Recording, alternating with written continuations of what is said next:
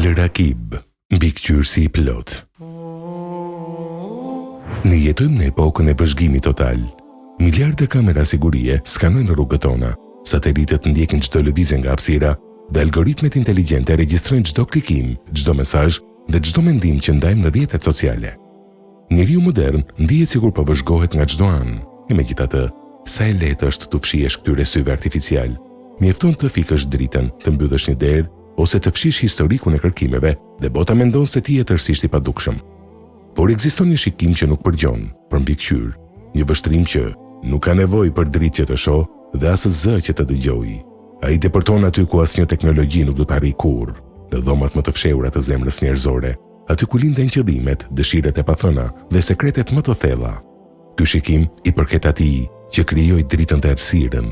Sot do të thojmë drejt njohjes së një prej emrave më madhështore të Zotit të gjithësisë, El Rakib, mbikëqyrësi i plot dhe i përhershëm. Në gjuhën e bukur arabe, emri El Rakib vjen nga rrënja që do të thotë të vëzhgosh me vëmendje të jashtëzakonshme, të jesh vigjilent dhe të mos të ikë asnjë detaj. Kur ky emër i atribuohet krijuesit të qiejve dhe të tokës, ai merr një përmas absolute. Allahu është El Rakib, ai që mbikëqyr çdo krijesë, numëron çdo frymarrje, lëvizje qelike dhe rraje zemre në të njëjtin çast, pa u lodhur dhe pa i shpëtuar asgjë. Ndryshe nga mbikëqyrja njerëzore, e cila shpesh bëhet për të gjetur gabime ose për të kontrolluar me dhunë, mbikëqyrja e Allahut është një akt i përsosmërisë dhe kujdesit. Ai nuk është thjesht një vëzhgues i ftohtë. Ai mbron krijesat e tij, rregullon sistemet e universit dhe mban në ekzistencë çdo atom. Asnjë gjete nuk bie nga pema pa dijenin e tij, dhe asnjë pikë shiu nuk zbret në tokë pa caktimin e tij të saktë. Ai është dëshmitar për çdo gjë që ekziston. Kurani famlar na e kujton vazhdimisht këtë cilësi të krijuesit ton për të zgjuar ndërgjegjen tonë dhe për të na sjellë paqe në shpirt, që në ajetin e parë në surën e Nisa, ku flitet për krijimin e njerëzimit dhe lidhjet familjare, Allahu e përmbyll me një paralajmërim të ngrohtë për drithërues. O njerëz, friksojuni Zotit tuaj, i cili ju krijoi prej një njeriu të vetëm. Vërtet, Allahu është gjithmonë mbikëqyrës, Rakib mbi ju. Në një tjetër pjesë të Kuranit, kur flitet për ditën e gjykimit dhe fjalët që profeti Isa alayhis salam do t'i thotë Zotit, ai përdor pikërisht këtë emër, duke treguar se pasi u largua nga kjo botë, vetëm Zoti mbeti dëshmitar i vërtet i njerëzve. E pasi më ngrite mua, ti ishe mbikëqyrës, Rakib mbi ta. Ti je dëshmitar për çdo gjë, Surja Maide 117. Për El Rakibin nuk ka sekret. Kurani thotë, ai e di se çfarë fshihni ose çfarë shfaqni. Errësira e natës për të është njësoj si drita e diellit. Kjo vetëdije përmbys çdo sjellje të njeriu që e kupton atë. Si na këshilloi profeti Muhammed, paqja dhe bekimet e Allahut qofshin mbi të jetojmë me këtë emër? Në një hadith të famshëm të njohur si hadithi Xhibrilit, profeti alayhis salam u pyet mbi shkallën më të lartë të fesë që quhet ihsan, për sosmëria e besimit. Përgjigjja e tij ishte një kryevepër e psikologjisë dhe jetës shpirtërore. Ihsani është të adhurosh Allahun sikur ta shihi atë, sepse edhe pse ti nuk e sheh atë, ai vërtet të sheh ty. Ky është stacioni i murakabes, vetëdija e vazhdueshme se Zoti po të shikon. Kur ky besim rrënjoset në zemër, karakteri i njeriu të ndryshon tërësisht. Ai nuk ka më nevojë për policë, për ligje njerëzore apo për kamera sigurie që cillet mirë.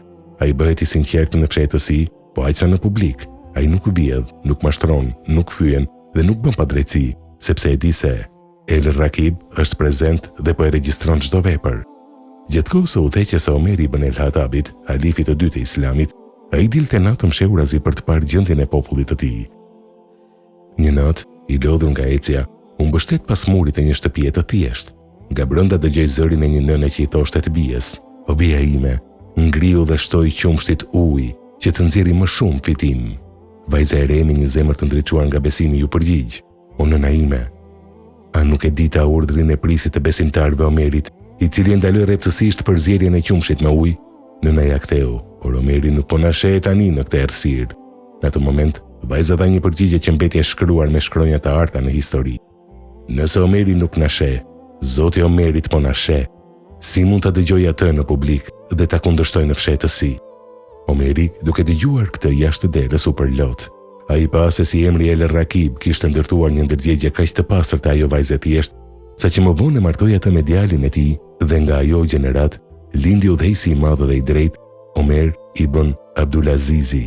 Të jetosh me vetëdijen se Allahu është El Rakib, nuk sjell frikë apo ankth, siç ndodh me përgjimet njerëzore. Përkundrazi, kjo vetëdije sjell lirinë më të madhe dhe një qetësi të pashpjegueshme në shpirt. Ti e di se nëse njerëzit të bëjnë padrejtësi në fshehtësi, Zoti yt e ka parë. Nëse ti bën një vepër të mirë, qoftë edhe duke larguar një thumb nga rruga apo duke buzëqeshur kur je i mërzitur dhe askush nuk të falenderon, ti je i qetë, sepse mbikëqyrësi i plot e ka regjistruar atë dhe ai nuk humb shpërblimin e punë mirëve. Mos u shqetëso për sytë e botës. Kushtoj vëmendje atij që të sheh kur ngrihesh natën për të falur dhe kur përkulesh në sejdë plot lot.